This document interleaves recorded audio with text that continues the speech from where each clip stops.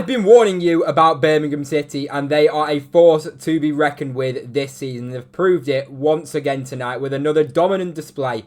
You're actually going to tell me that Birmingham City are going to play Ipswich off the park and then get done over by a very poor decision. And then they're going to play against Sheffield United, which, yes, we'll look at the Sheffield United team in a second. But again, play them completely off the park, who got the playoff final last season on 92 points as well. And then Birmingham are going to go and play as well as they have against both of those oppositions. If you're a Birmingham City fan, if you're a Sheffield United fan, do drop me a subscription on this page. We do daily championship content. So if you're a fan of either of these two clubs, Birmingham and Sheffield United, do hit that subscribe button. And as well, drop a like as well if you do go on to enjoy the video. And I'm sorry, Birmingham City yet again have impressed. Now, as I say, I want to just kind of talk about the Sheffield United lineup. And I want to really talk about mostly the Birmingham City lineup in terms of kind of the strength and quality and depth that they have got themselves. But as I say, the Sheffield United lineup, there's no doubt it was a very rotated team. We expected Birmingham to go and win this just based off the lineups. But as I'm saying, right, this is Sheffield United's kind of backup players. They're players that are going to come in and out of the team throughout the season. A lot of these players, they've got Sumari, they brought in on loan. Jack Robinson, of course, very experienced. Callum O'Hare started the first game.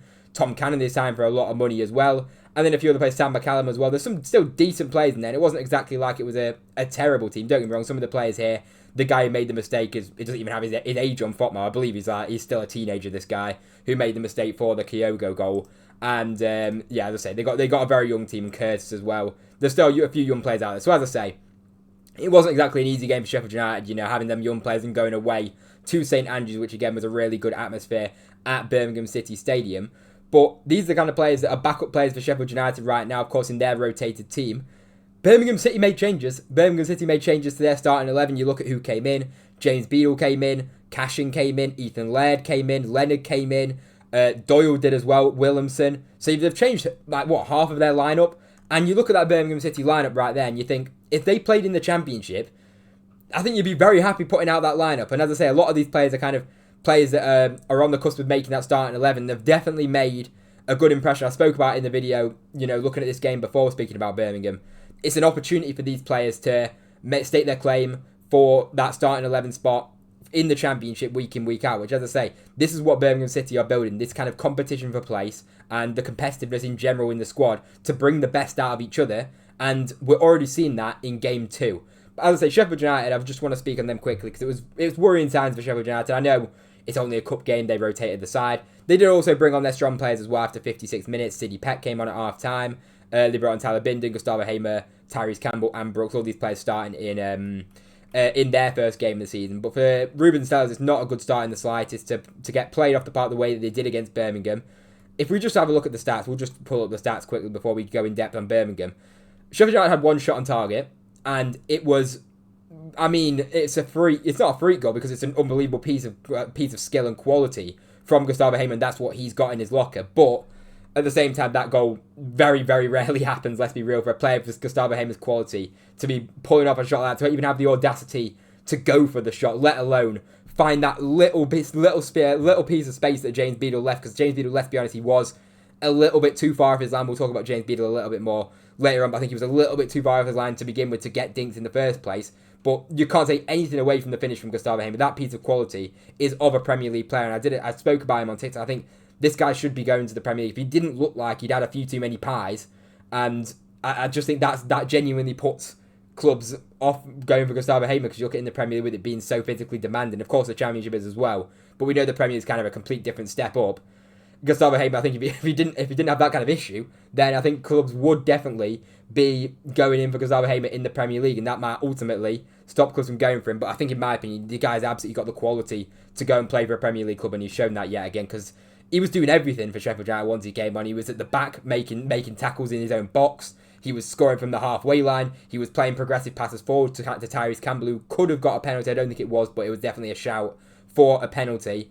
He was doing absolutely everything. He was creating. He was scoring. He was defending. He was doing the most in that Sheffield United team. And as I say, if he ends up leaving, I am seriously concerned about that Sheffield United team, because he's the kind of guy that can pull some out of nothing, and he's the kind of guy that can put a team on his back. And as I say, if he ends up leaving, which, there's still time left in the transfer window, and if he keeps playing like that, clubs might be interested in him circling around, and then I am a little bit concerned for Sheffield United going forward. But as I say, Birmingham City to have a rotated side and play the way they did. And by the way, as well, Sheffield United had one touch in the opposition box throughout the whole match, one shot on target. This is beyond domination. Like, this is not normal, them kind of statistics that are coming up in game 2, and this is just a side that Birmingham City have only just made these signings, they're still kind of gelling together.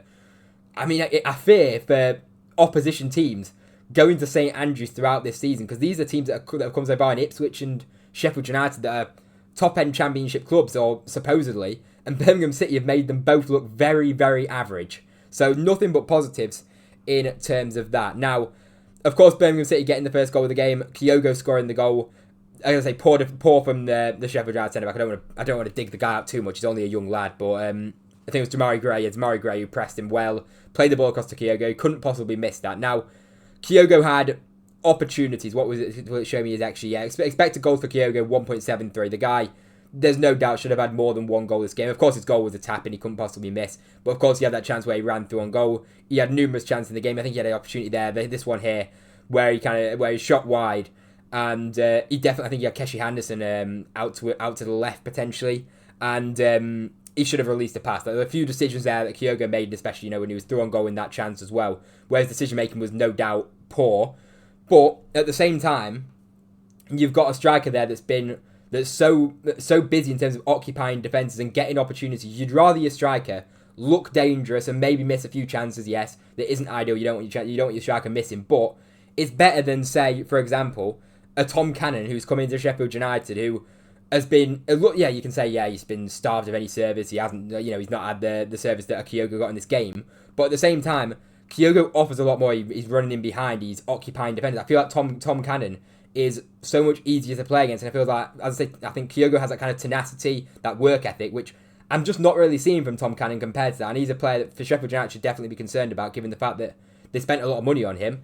And as I say, for Kyogo, it is a bit concerning that he didn't kind of take them chances, but on another day, he walks away with another goal and no one's saying anything about that. And as I say, at the end of the day, the striker is getting chances, he's looking dangerous, he's running in behind, he's making intelligent runs. Just final decision hasn't really been there. For a guy who's 30 years old and obviously done what he's done over at Celtic, you would probably expect a little bit better, but as I say, give it time. He's only just signed. It's his first goal as well, by the way.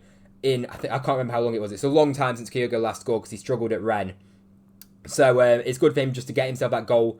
And as I say, I think this guy will be up there in terms of top scorers in the Championship this season. I don't think he'll be right at the top, but I think he'll definitely be up there because you've got goals now shared about with also Jay Stansfield, who came in off the bench, and I said about it on TikTok as well. I think that goal that he scored against Ipswich has done his confidence a world of good. Because you saw in the first game, he's obviously got that price tag. He's coming back into the Championship. A lot of people talk about Jay Stansfield, including myself. I've spoken a lot about him. He always has that added pressure with the price tag, and everybody's talking to kind of put his chance away and perform at his best ability. Which, as I say, in the first game against Ipswich, he had a couple of chances, if you remember, that he definitely snatched at. Especially one of them where he just dragged it wide. I really feel like he could have done better. But then you saw the goal that he scored where he kind of cut it back. He sent a Sheffield United player to the absolute shops. I don't know who it was. It might have been Sidney Peck or something. I can't remember who it exactly was. But he sent him. If you look at that situation, he snatched his chance in the first game week. But this time he has the composure to cut it back, pull it back onto his weaker left foot. But then, as I say, it was a little bit lucky how it got a deflection. But you can't take anything away from that because Birmingham City 100% deserved that. And by the way, I don't want to take anything away from that Gustavo Hamer goal because it was an unbelievable strike. But the ball did hit the referee in the lead-up, and God knows, like Birmingham City could have been very easily screwed over, and that game could have gone to penalties and they could have lost.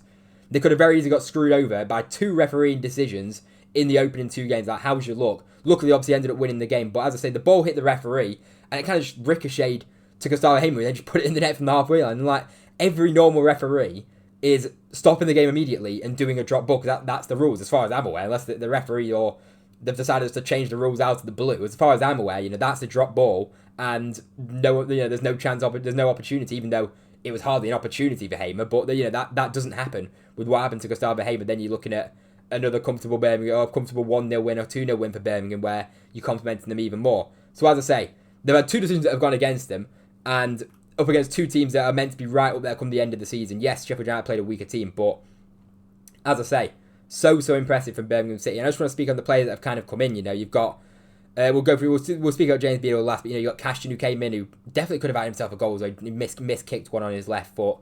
And Ethan Laird came in, was really, really impressive at right back. You look at that competition. This is what I'm saying about the competition for places that Birmingham City have.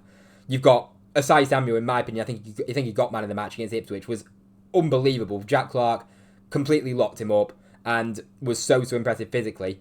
You get Ethan Laird who comes in. As I say, this guy's a very good player at Championship level, in my opinion. I've watched Ethan Laird a lot because I'm a QPR fan. I watched him for a full season on loan at QPR, and he was one of my favourite players. Very intelligent player on that right side. And he's come in now, and he is second choice right now to Osayi Samuel. But Ethan Laird came in and put in a really, really good performance and was probably one of Birmingham's best players again in that game, in my personal opinion. So you've got two right-backs there that, in terms of quality of depth, I don't think there's anybody other than Coventry City who have Van Ewijk and Kessel Hayden, but Van Ewijk might leave. But in terms of quality and position in right back, Birmingham City have the best in the division already, in my opinion. And then you got Clara, of course, who started the last game and was very impressive again. And Cashin as well, of course, came in for his debut, was really impressive. Leonard as well. And then you got Williamson, I thought was decent to have Williamson. I think he had a good game. Obviously set up Jay Stansfield as well for the goal.